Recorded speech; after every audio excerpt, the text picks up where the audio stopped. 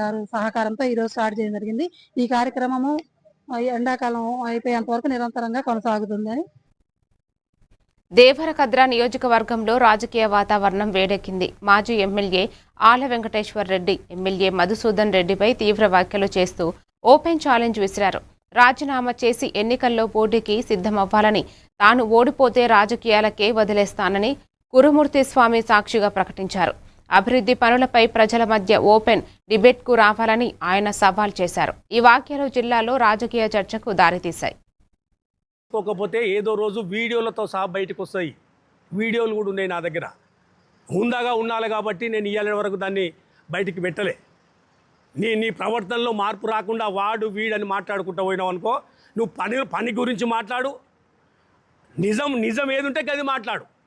నాకంటే ఎక్కువ పని చేసి ప్రజల మన్నలను పొందు. అంతే తప్ప నల్లమట్టిలో కరప్షన్ చేసి నేను చెప్తున్నా కదా, ఓపెన్గా దేవుని మీద ప్రమాణం చేస్తాను. ఇవాళ ఇసుక దోపిడీ నువ్వు చేస్తున్నావా, మీ నాయకుల, మీ కార్యకర్తల, మీ తమ్ముడా, మొత్తం నియోజకవర్గానికి తెలుసు.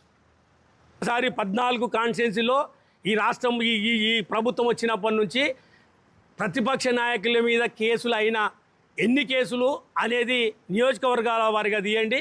మా మీడియా మిత్రులను కూడా కోరుతా ఉన్నాం. నన్ను 20 ఏళ్ళుగా మీరు చూస్తూనే ఉన్నారు. 10 ఏళ్ళు నేను ఎమ్మెల్యేగా ఉంటే ఒక్క కేసు అన్నా ఉందా? ఇవాళ ఎన్ని కేసులు అవుతున్నాయి? 14 కాన్స్టిట్యున్సీలో మీరు వర్కౌట్ చేస్తే మీకు తెలిసిపోతుంది ప్రతిపక్ష నాయకుల మీద ఏ కాన్స్టిట్యున్సీలో ఎన్ని కేసులు అవుతున్నాయి. నీ చదువు ఇప్పటికైనా ప్రజలకు ఉపయోగపడే విధంగా ఉండాలని కోరుకుంటూ చివరగా ఆయన ఎంబడి ఉండే నాయకులకు మళ్ళొకసారి విజ్ఞప్తి చేస్తున్నా. సంతోష్ ఆయన ఎంబడే ఉన్నాడు, నా ఎంబడి వచ్చి 6 నెలలు అయింది.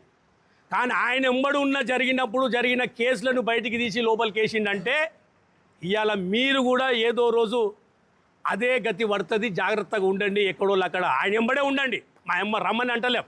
కానీ మీకు